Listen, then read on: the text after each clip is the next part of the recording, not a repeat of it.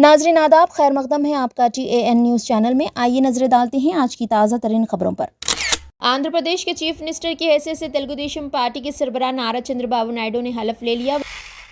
BJP के मलून रुकने assembly Raja Singh को जान से मारने की धमकी देने के इल्जाम में हैदराबाद से एक शख्स को गिरफ्तार कर लिया गया। लोकसभा इंतखाबात में कांग्रेस की शानदार कारकर्दगी के बाद पार्टी लीडर राहुल गांधी और प्रियंका गांधी मंगल को उत्तर प्रदेश पहुंचे। टेनिस स्टार सानिया मिर्ज़ा हज की अदायगी के लिए फैमिली के हमरा हुज्जाज मुक़द्दस पहुंच गई। सानिया मिर्ज़ा ने रवानगी से कबल अपनी सोशल मीडिया पोस्ट में मद्दाहों को हज पर जाने की इत्तला देते हुए गलतियों पर मुआफ़ी भी तलब की।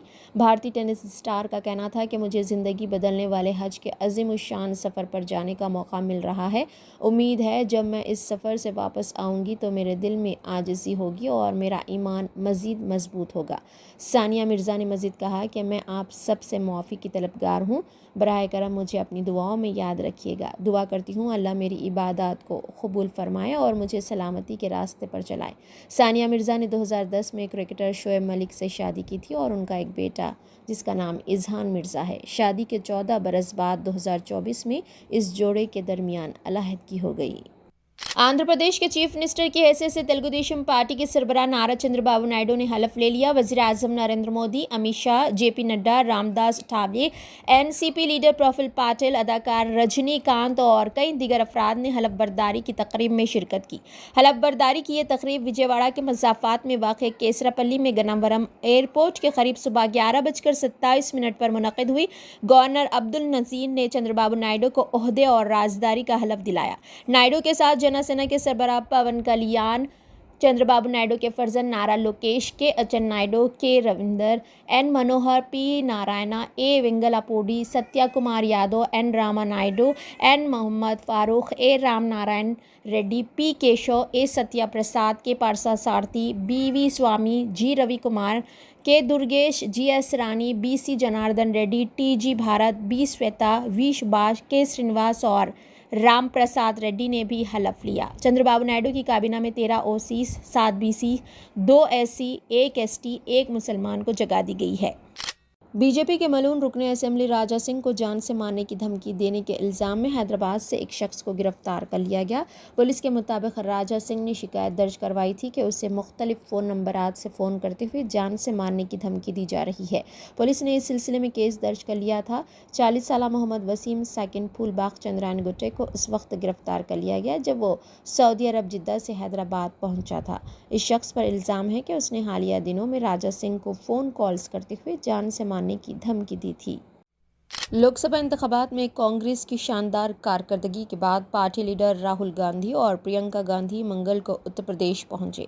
रायबरेली में कांग्रेस लीडर राहुल गांधी ने कारकुनों के एक इजलास से खिताब करते हुए कहा कि वो इमठी और रायबरेली के लोगों का तहे दिल से शुक्रिया अदा करते हैं। अपने खिताब में राहुल गांधी ने बीजेपी पर तंज करते हुए कहा कि वो अयोध्या सीट भी हार गए। न सिर्फ अयोध्या बल्कि वाराणसी में भी वो अपनी जान बचाकर बाहर निकले। उन्होंने कहा कि अगर प्रियंका गांधी वाराणसी से इलेक्शन लड़ती तो वज़ीर आज़म नरेंद्र मोदी 2 से 3 लाख वोटों से हार जाते।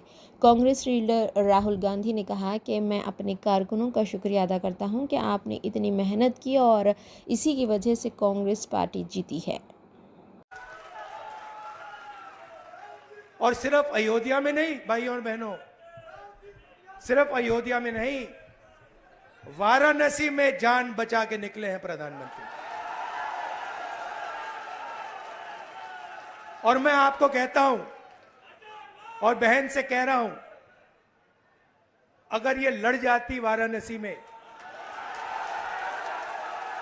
अगर ये लड़ गई होती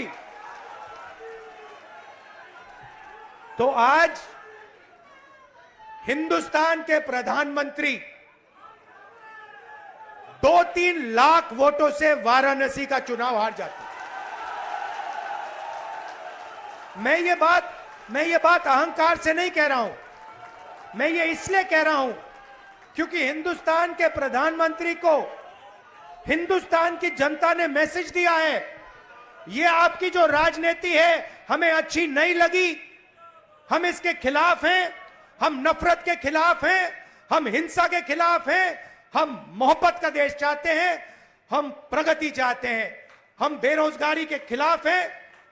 आपने 10 साल इस देश में बेरोजगारी फैलाई, नफरत फैलाई, हिंसा फैलाई और हिंदुस्तान की जनता ने हिंदुस्तान के प्रधानमंत्री को जवाब दिया है।